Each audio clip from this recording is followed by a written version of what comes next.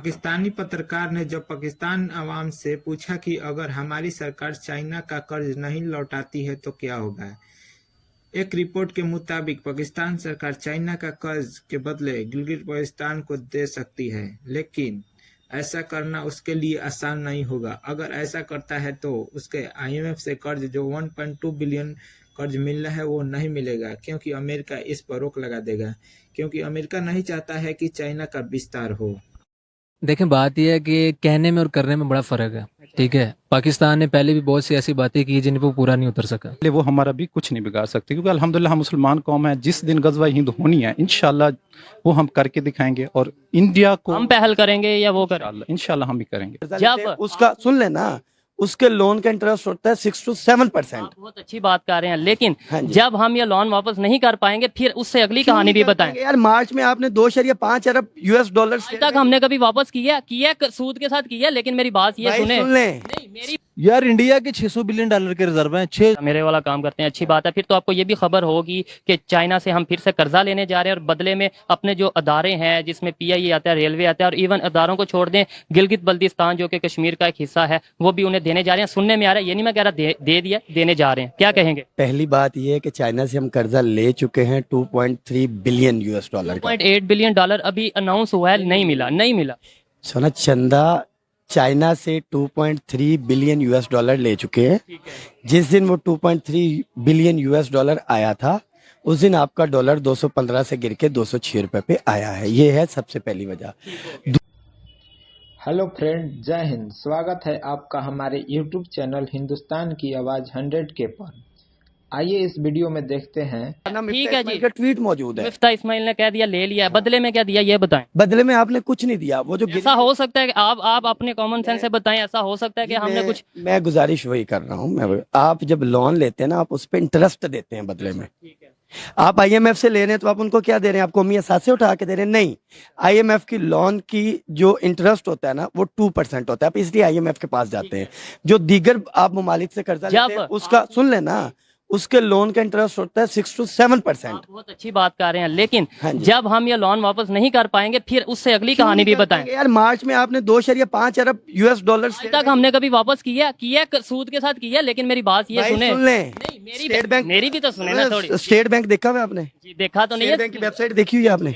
उसकी वेबसाइट पे जाइएगा। आपने मार्च में 2.5 अरब US डॉलर चाइना का कर्जा वापस किया है। जो आपने जब ये देखें IMF की अभी जो डील है वो फाइनल नहीं हुई, क्योंकि उन्होंने कहा कि जब तक आप बजट पास नहीं करते उस वक्त तक हम जो है ना वो आपको बजट भी पास करें और हमारी मर्जी का बजट पास। हाँ ऑब्वियसली देखें ना, बजट में जो टैक्सेस लगे हैं, आप देखें बिजली आपकी महंगी हो गया है, फ्यूल आपका जो है वो 234 रुपए का ऑलरेडी हो चुका हुआ है, और आपका 50 लेवी कल और 11% सेल टैक्स कौमी असम्बली ने अप्रूव कर दिया है कल आपका। तो आपका जो है वो पेट्रोल जो है 300 ऑन द कार्ड आपका तो पड़ा हुआ है। ये जो आहिस्ता आहिस्ता आपकी लेवियां नहीं है।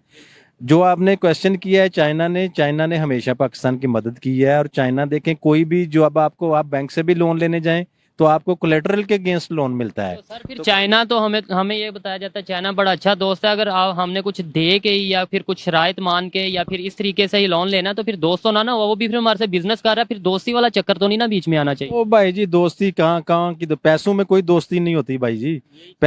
पाकिस्तान पर चीन का कर्ज लगातार बढ़ता जा रहा है। इसी बीच ऐसी रिपोर्ट आई है जिसमें दावा किया जा रहा है कि चीन का कर्ज उतारने के लिए पाकिस्तान गिलगित बल्तिस्तान को चीन को दे सकता है। ऐसा ही कुछ श्रीलंका ने 2017 में किया था, जब श्रीलंका ने चीन का कर्ज उतारने के लिए हम्बनटोटा बंदरगाह को 99 साल लीज पर दे दिया था। 2008 में श्रीलंका ने हम्बनटोटा में एक बंदरगाह बनाने का काम शुरू हुआ था। श्रीलंका ने बंदरगाह चीन की मदद से बनाया था। इसके लिए चीन ने भारी कर्ज दिया। 2017 आते आते चीन के कर्ज में दबे श्रीलंका की हालत बिगड़ गई। इसके बाद श्रीलंका ने हम्बनटोटा बंदरगाह को 99 साल के लिए लीज पर दे दिया। बदले में श्रीलंका को 1.1 अरब डॉलर का कर्ज लौटाने में छूट मिली।